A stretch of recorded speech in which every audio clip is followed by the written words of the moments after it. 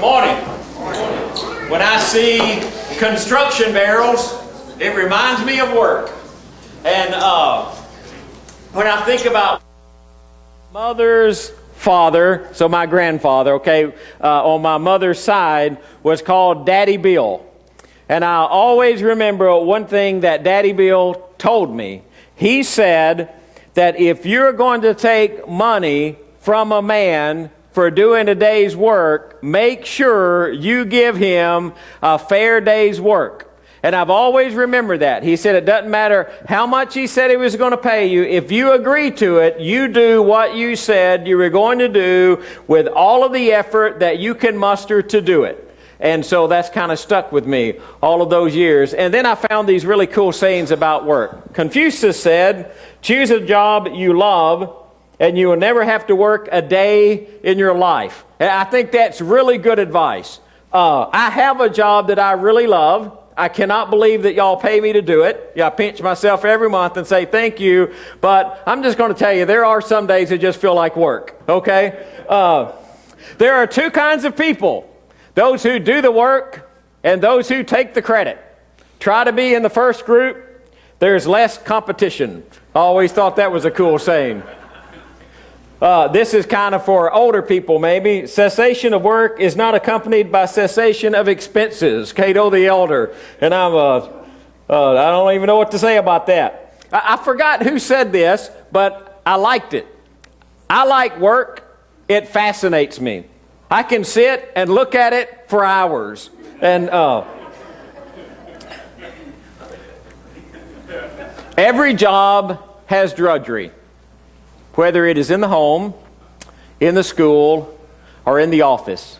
The first secret of happiness is a recognition of this fundamental fact. I really like that statement about work. There are some days I am just so excited to be here that I just cannot stand myself. There are some days that I see what I'm going to have to do that day and I'm like, man, I wish this day were just already over. And I don't know if any of you have those kind of experiences, but I would imagine that most people who have a job have some days that they have those kind of expenses. Sometimes there's just drudgery in jobs. And I love this one by Parkinson's Law. Work either expands or contracts in order to fill the time available. And I think that's also very true. And I think that's why it's important for us when we work, whether it's at home or at a job or in the church, that we make sure that we achieve some balance. When you cease to make a contribution, you begin to die. Eleanor Roosevelt. I think that's really good. I think that's a really good statement about work. Is what you're doing making a difference? Because if you don't really think you're making a contribution, it'll fail. And I just love this last one. A woman's work is never done, especially the part she asked her husband to do. And I don't know why I love that so much, because that's really not my house at all, but it just sounds cool, right? So I don't know why I put that one in there, except I just like it. That is not indicative of my life. There are certain things in our house that I have been sheltered from doing, because there are certain things that Diane knows that I do not like to do. So she has always done those things. I'm going to say with a smile on her face, but she has always done those so I wouldn't have to. And if I knew there was something that she particularly didn't like to do, I would probably do that for her. I'm not sure what that would be, but I do try, to kind of pitch in and help as much as I possibly can. But when you get to this time of the year, and when you get to this holiday, and when you get to Labor Day, we start thinking about work, and then we get, most of us, I guess, or most of you, maybe, hopefully, you get a Labor Day without work. I'm not sure. But why do we work? Why do we do it? And I'm not just talking about work at home or work in the office or whatever our job is. This is church, okay? And so one of the things I want to talk about is why do we do work? why do we ask you to volunteer? Why do we ask you to teach classes? Why do we ask you to serve on the table? Why do we ask you to move things out of classrooms into storage buildings outside? Why do we ask you to work with things like Camp Bacon? And why do we recruit some of you to go to camp? And why do we ask you to work? And so this lesson is going to be a little bit about church work and a little bit about other kind of work, but primarily I want it to all be centered around who God is and what is it that causes you to work. Is it just law? Is it just because somebody says, well, you're just supposed to work? Even church work. Is it just because God, well, you're just supposed to work? Now, we're going through a bit of a transition in the Smith household. It's not bad, so don't misunderstand this statement, but it's just a little bit of a transition. For the first time in almost 24 years, there's nobody there that I have to take care of. I mean, I remember September 10th, 1994, and we bring Houston home from the hospital. And so, and at that moment, I'm thinking, why are we going home?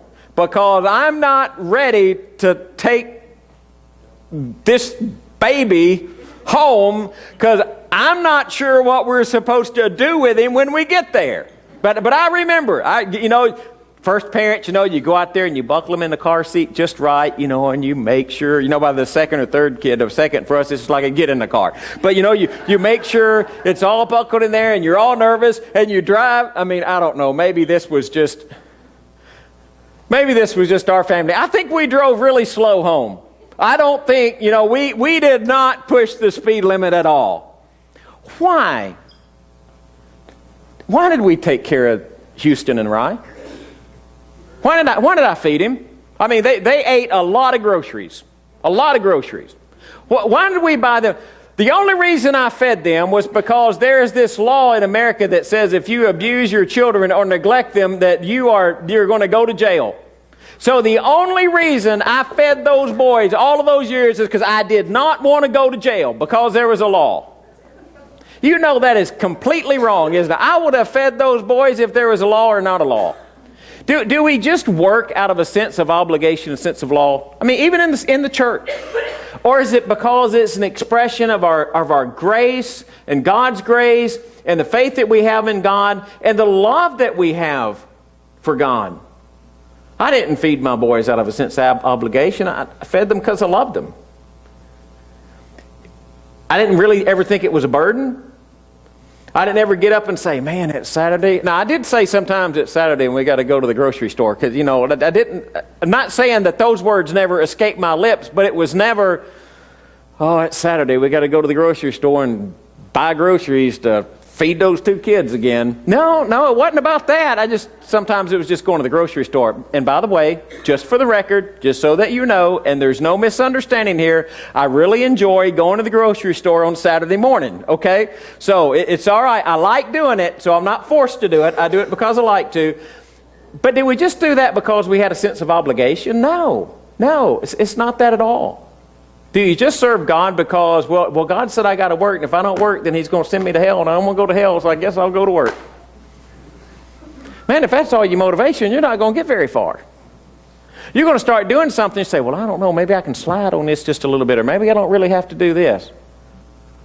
What if you look at that and you say, you know what? God loved me, and He saved my soul, and He sent His Son to die on the cross for my sin, and I have an opportunity to serve Him because of the gift of grace. And I believe in who He is, and I've dedicated my life to Him, and I love Him so much. I want to do something to serve. So let's just hypothetically say you go home this afternoon, men, okay? I'm not calling any of you out, by the way, all right? I'm just using you as an example because I am one, all right? So let's just say you go home today and you think, I think I'll just wash all the clothes. I think I'll just do all the laundry in the house. And now some of you may do that all the time, and that's okay. I'm just going to do all the laundry. So you do the laundry, and then you say, well, I just did the laundry because I knew you didn't want to. Not going to work out so well, guys. What if you do the laundry because you love your spouse and you've seen how hard she's working, saying, you know what, I'm going to help out. I'm going to help out. No sense of obligation. No sense of saying, you know, I did the laundry, so no, nothing. You just do it because, what if you just do it because you love your spouse? Wives, what if you do things for your husbands just because you love your husbands? I mean, that's the way it's supposed to work, right? Not a sense of obligation. We serve out of love. And so you get this idea of working, and we think, really, work? So you turn to Genesis 1. In the beginning, first two words of the Old Testament. Second word, God created. Hebrew 2 words, English 3 words. In the beginning, He created God. That's the way it works. So in the beginning, God created. What was God doing in the very beginning? The first thing that you see God do is something, right? And you say, well, He created. That's not necessarily work. Well, if you're honest with the text, and you go over to the end of Genesis chapter 1, and you get into chapter 2, first Genesis 1:31, God saw that all He had made, and it was very good, and there was evening and morning, there was morning the sixth day. And the heavens and the earth were completed in all their vast array. And by the seventh day, God had finished the work that He had been doing. So on the seventh day, He rested from all His work. And God blessed the seventh day and made it holy, because on it He rested from all the work of creating that He had done. What did God call all of that stuff about creating? Work. I know we say, well, God just spoke it into existence. Yes, He did, but He worked. God said, I worked. I created the heavens and the earth. In the very beginning, God's working. He's doing something. And so Jesus comes along and he says, my Father is always at work to this very day, and I too am working. Let me ask you a question. Are you glad God's still working? I'm very glad God's still working. I'm glad God didn't create the heavens and the earth, gets to the seventh day and He rests. It's okay, I'm done. Y'all have fun.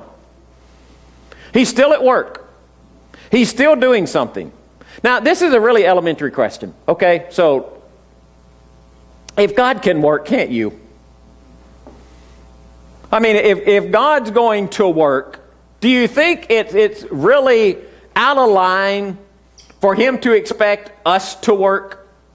Because I'm all about the thing about rest, right? And God rested. I like the rest thing, but in reality, God works and He continues to work, and He is going to keep working, isn't He? He's always going to be at work for us. So from the very beginning, God commanded work at the creation. He sent Adam and Eve, and they're out in the garden. What are they supposed to do? Tend the garden. They're supposed to work. Now, I don't know what they did. I mean, if there really wasn't any weeds, and you got to tend the garden, I don't know what you do to tend the garden that doesn't have any weeds. Maybe just pick the fruit or something. I mean, I don't know. It doesn't say, I want you to do this, and this. You're supposed to take care of the garden. You're supposed to watch over all the animals. You're supposed to take care of everything. Now, we've got this idea sometimes that, okay, God created Adam and Eve, and He put them in the garden so they could sit under the shade tree and rest. No, they weren't resting. From the very beginning, they were supposed to be doing something, working in the garden, sharing their lives in a way that honored God. So do we work. So I love verses like this. For by grace you have been saved through faith. That is not of yourselves, it is the gift of God, not as a result of works, so that no one may boast. Okay, let's stop right there. Do you have any reason to boast before God because of all the stuff that you do? No, you are not saved because you work so much. It's an expression of who you are, but I don't care what you do or how much you do, you will never be able to stand before God and say to God, God, you got to save me because I've been working really hard. That's not going to work. You're saved by grace through faith. It's not yourselves. It's not by works. It's a gift of God. For we are His workmanship, created in Christ Jesus for good works, which God prepared beforehand so that we would walk in them. Okay, I just want you to connect the dots just a little bit. You are not saved by works, but if you are saved, you're working. I know, it's kind of a tongue twister, isn't it? You are not saved by works, but if you're saved, you're working. Why were you created? I mean, just look at the passage, right? For good works. Why are you here? For good works. You are here to honor God by your life. You are here to work for Him. Anything short of that, any way that you miss that, you miss your purpose in life. And I know you're saying, well, Greg, I got all of this stuff going on, man. I got a job going on, and I got kids wanting to play sports, and I got, you know what? Every one of those can be works for God. I'm not talking about just time you got to come within these 1, 2, 3, 4, basically 4, right? It's kind of odd shape, but basically, you don't have to come here to work for God, do you? No. Now, do we need you here sometimes? Absolutely. All right? Does it always have to be here? No. Can you work for God while you're coaching a soccer team? Absolutely. Can you work for God while you're working at whatever profession you have? Absolutely. See, I love passages that talk about how it's the center of everything we do. Whatever you do your work heartily, for as to the Lord rather for me, and knowing that from the Lord you will receive the reward of in the inheritance. It is the Lord Christ whom you serve. Who do you work for? I mean, who do you work for?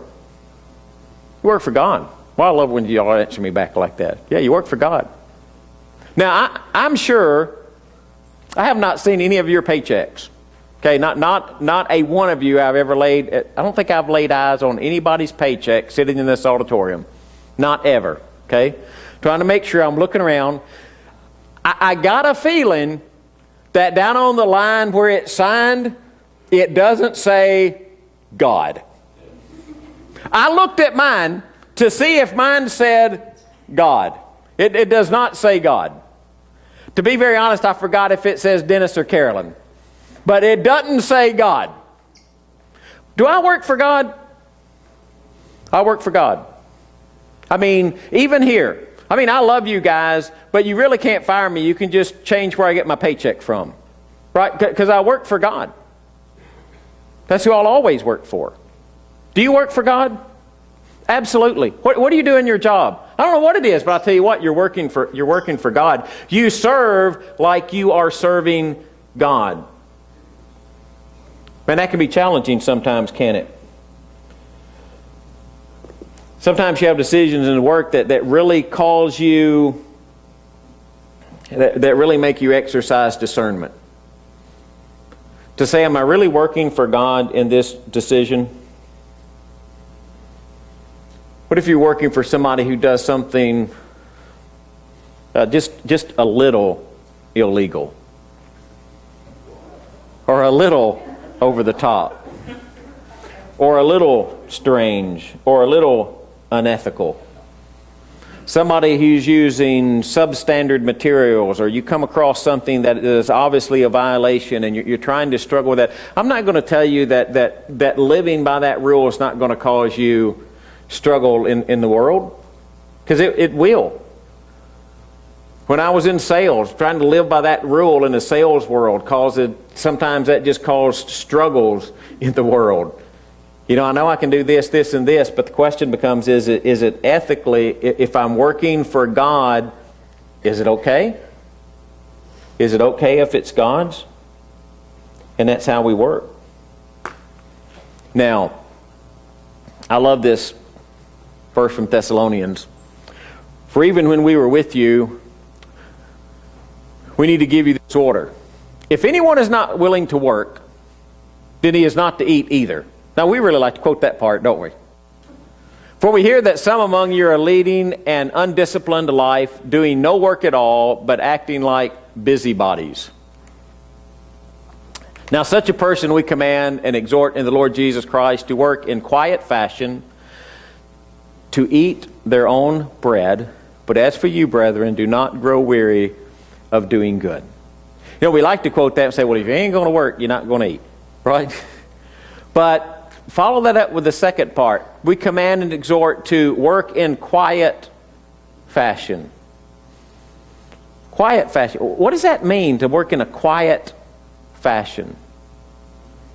It means kind of that you mind your own business and you work in a way that doesn't produce conflict or drama.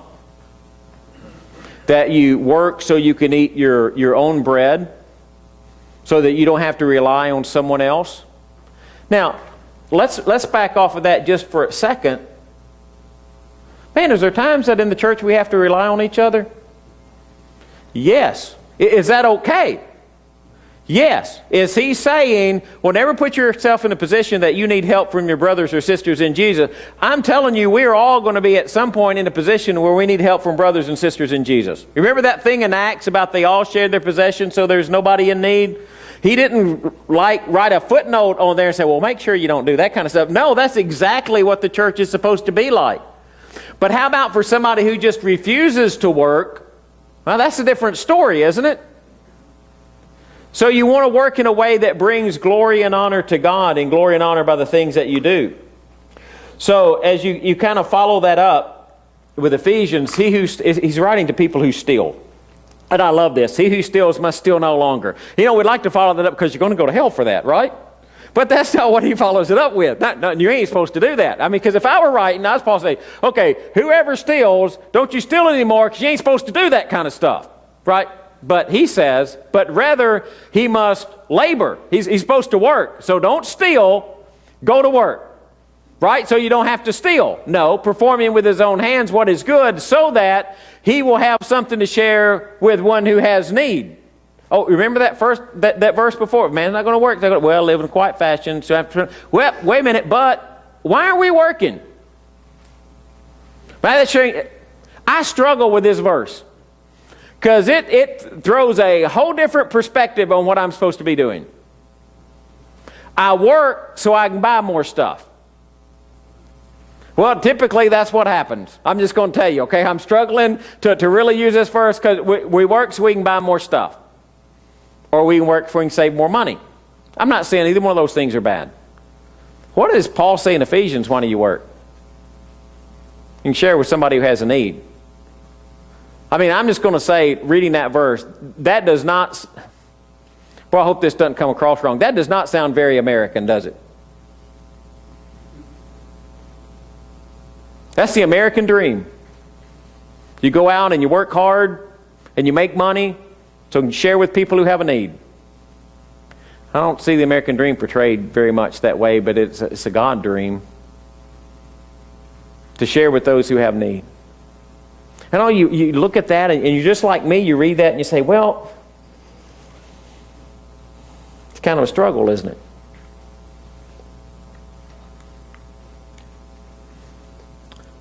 I love this quote.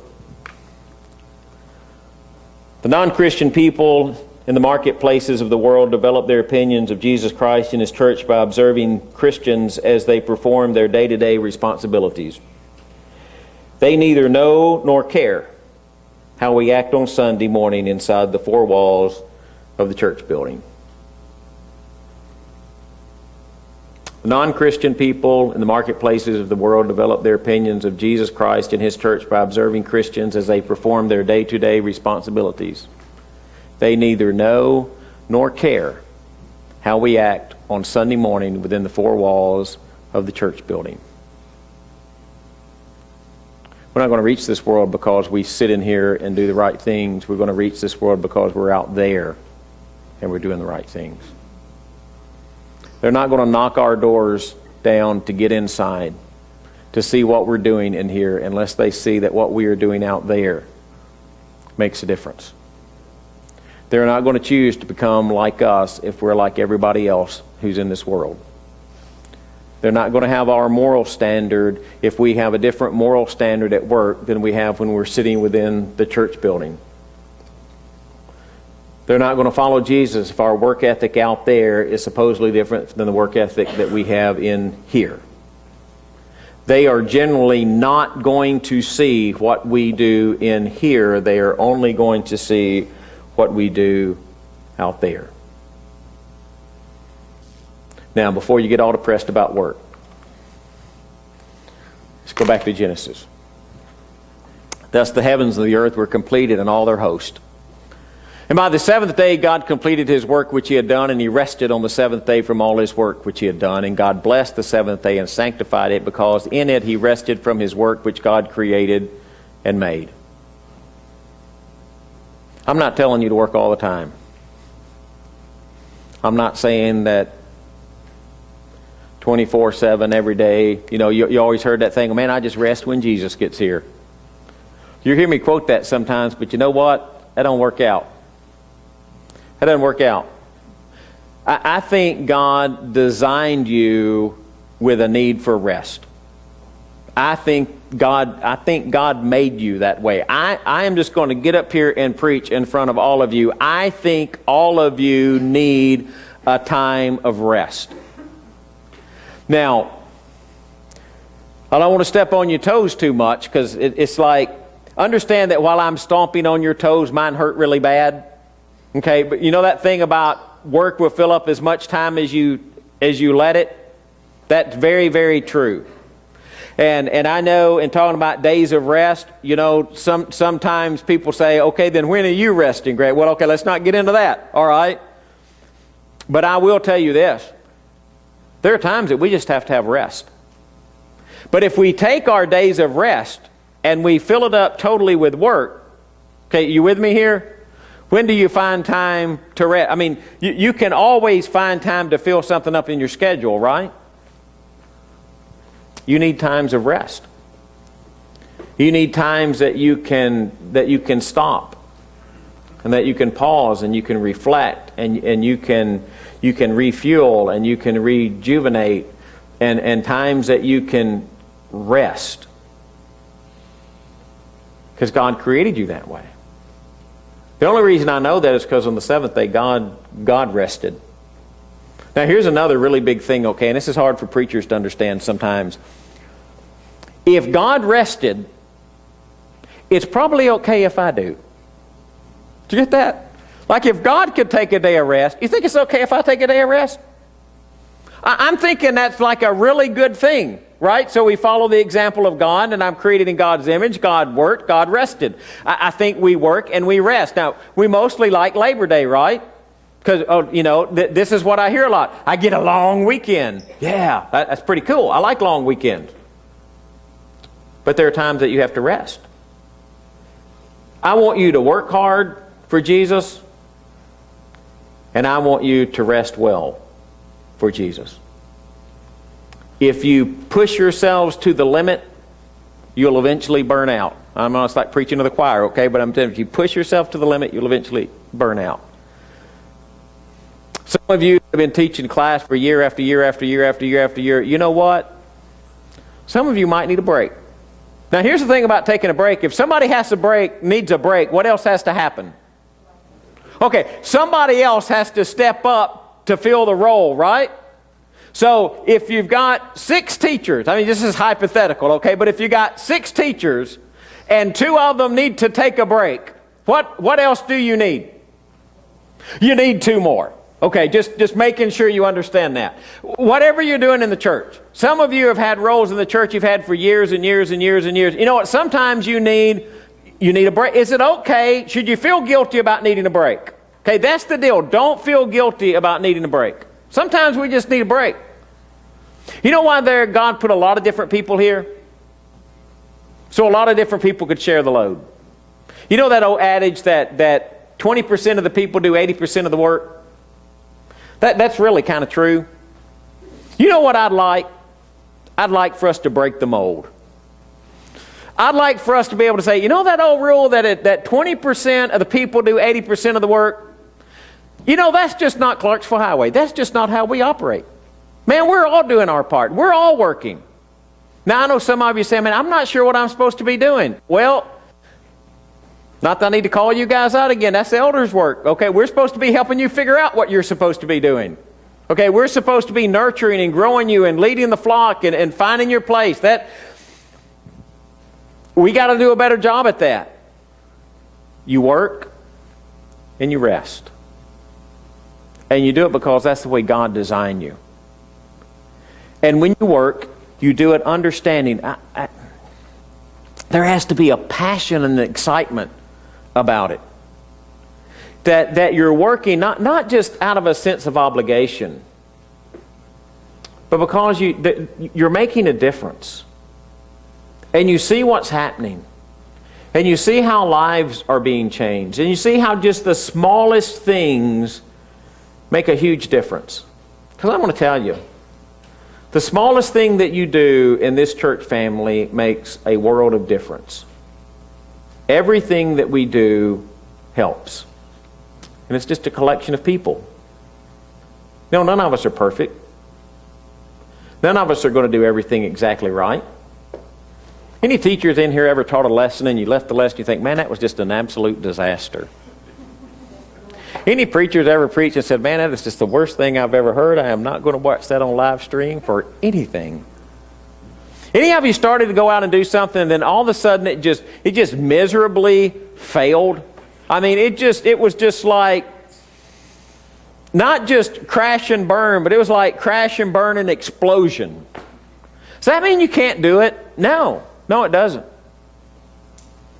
Any of you really good at something now that you tried once and you failed? I think we probably got an auditorium full of people. Because we try something. How do you learn to do something new? You try it first, right? What if you don't ever try anything new? What if you don't ever push the boundaries? What if you don't ever try to do something you've never done before? What if you just look at something, man, I just don't think I can do that, but you've never really tried to do it. Now, are you going to find things you can't do?